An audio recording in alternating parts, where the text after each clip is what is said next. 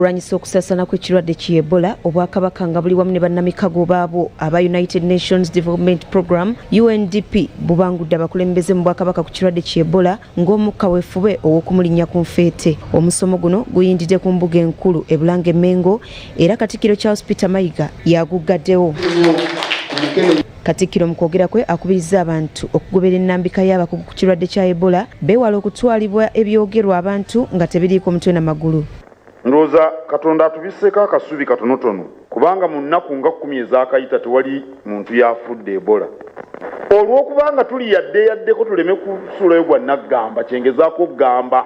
Olw'okuba batugambye nti mu nnaku 10 abantu tebafudde tuleme kulowooza nti biwedde sigale nga omukono tetugussiza kubanga asiika obulamu tassa mukono. Katikkiro akubirizza abazadde okubangula abaana ku bikwata ku kirwadde kya mukenenya awatali kusonyiwala kyagambye nti kyakuyambako okutaasa eggwanga ery'enkya ate n'okulinnya mukenenya ku nfeete. Ono asinzidde wano n'agamba nti singa abazadde bassenga ne bakkojja batuukiriza obuvunaanyizibwa bwabwe mu nkuza y'omwana ekiruubirirwa ky'Obwakabaka okugoba mukenenya kyakutuukirira.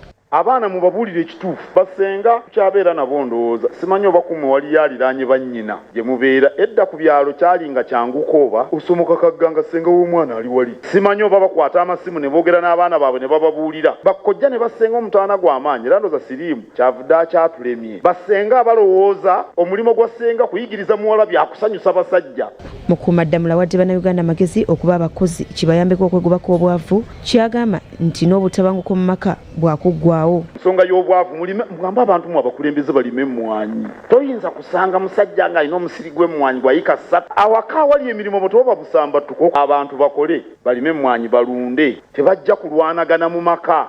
Minisita w'amawulire era omwogezi w'Obwakabaka ow'ekitiibwa Nuwa Kimba nga yakiikiridde minisita w'ebyobulamu ow'ekitiibwa Dr. Prosperous Nankindu annyonnyodde nti enkulaakulana mu bantu y'emu ku biruubirirwa bya Buganda nga kino tekisobola kutuukirizibwa awatali byabulamu birungi. N'abali wano tukimanyi bulungi nti ebyobulamu kikulu nnyo mu kuzimba eggwanga kubanga omuntu omulamu yakola era bwabeerawo okusoomozebwa kwonna kiba kikulu nnyo okuggyayo n'ag'ombuto okulwanyisa embeera eyo yonna eba erese obulamu bw'abantu obutatambula bulungi. Dr. Ahmed Dungu omukugu mu byobulamu okuva mu ssettendekero w'e Makerere era akulembeddemu okubangula asabye abakulembeze okuba basaale mu lutabaalo lw'okulinnya Ebola ku nfeete.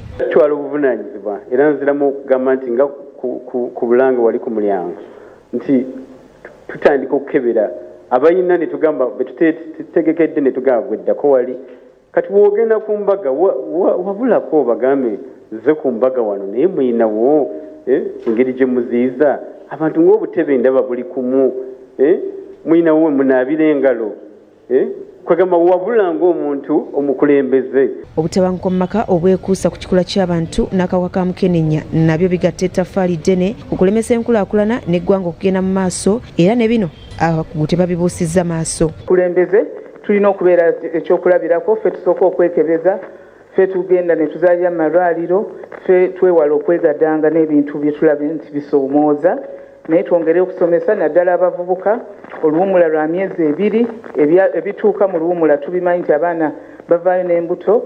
Kubasomeseddwa kubaddeko abamima amasaza bajjajja abataka b'obusolya abakulira ebyobulamu mu masaza abakulembeze b'abavubuka abakulembeze b'abakyala mu masaza abaweereza mu Bwakabaka n'abantu abalala mu biti eby'enjawulo ebayigiriziddwa byebimu ku bye bagenda okuyigiriza abantu ba Ssaabasajja nga bayita mu byoto ebyategekeddwa Obwakabaka ku buli ggombolola okutandika n'olunaku olw'enkya era abantu basabiddwa okubyenyigiramu. Farida Nakayiza ne Doreen Nakajiri, BBS Terefayina agesikka.